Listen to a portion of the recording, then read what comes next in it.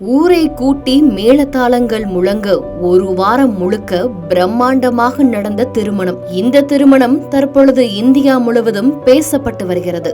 காரணம் பிரம்மாண்டமாக நடந்ததனால் அல்ல, ஒரே மேடையில் மணப்பெண் ஒருவர் மணமகன்களோ இருவர் என்று மூவரும் ஒரே மேடையில் உட்கார்ந்து திருமணத்தை செய்ததுதான் தற்பொழுது மிகப்பெரிய அளவில் பேசப்பட்டு வருகிறது. கணவன் இருக்கும் போது ஒரு பெண் இரண்டாவது ஆணையோ, மனைவி இருக்கும் பொழுது ஒரு ஆண் இரண்டாவது பெண்ணையோ திருமணம் செய்வது நம் நாட்டில் சட்டப்படி குற்றமாகும். இது பற்றி கேட்டதற்கு எங்களுக்கு ஒன்றும் இது புதிது அல்ல என்று கூறி வினோத திருமணத்தை நடத்தி இருக்கின்றனர் சிம்லா பகுதியில் வாழும் கிராம மக்கள். காலம் காலமாக எங்கள் கிராமத்தில் இந்த வழக்கம் இருந்து கொண்டுதான் இருக்கிறது என்கின்றனர் அந்த மக்கள். இதன் பின்னணி குறித்து தற்பொழுது பார்க்கலாம். இமாச்சல் பிரதேசம் மாநிலம் சிராமர் மாவட்டத்தை ஷில்லே கிராமத்தைச் சேர்ந்தவர் பிரதீப் நெகி. இவரது சகோதரர் பெயர் கபில் நெகி. இவர்கள் ஹட்டி பழங்குடியினத்தைச் சேர்ந்தவர். இங்கு ஒரு பெண்ணை சகோதரர்கள் திருமணம் செய்யும் வழக்கம் உள்ளது. அதன்படி பிரதீப் நெகி, கபில் நெகி சகோதரர்களுக்கு திருமண ஏற்பாடு நடந்தது.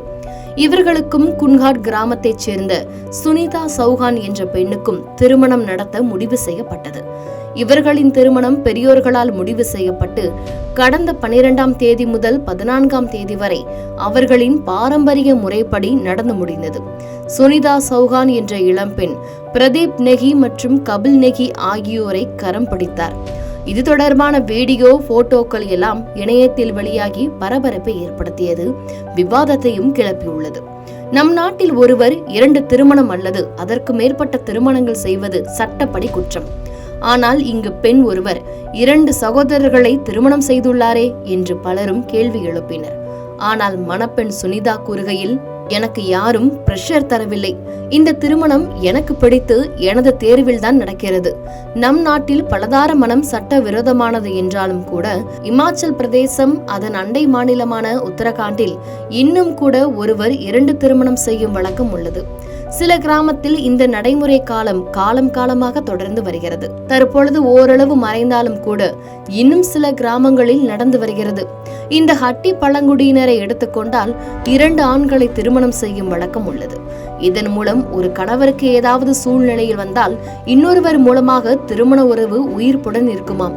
இது அவர்களின் கலாச்சாரமாக தொடர்ந்து வருகிறது. மேலும் சகோதரர்கள் இருவருக்கும் ஒரே பெண்ணை திருமணம் செய்து வைத்தால் குடும்பம் பிரியாமலும் சகோதரர்களும் சண்டையிட்டுக் கொள்ளாமல் ஒரே வீட்டில் வாழ்வார்கள் என்றும் பெரியோர்களால் முடிவு செய்யப்பட்டே இந்த மாதிரியான பாரம்பரிய திருமணங்கள் நடைபெறுவதாகவும் அப்பழங்குடியின மக்கள் கூறுகின்றனர்.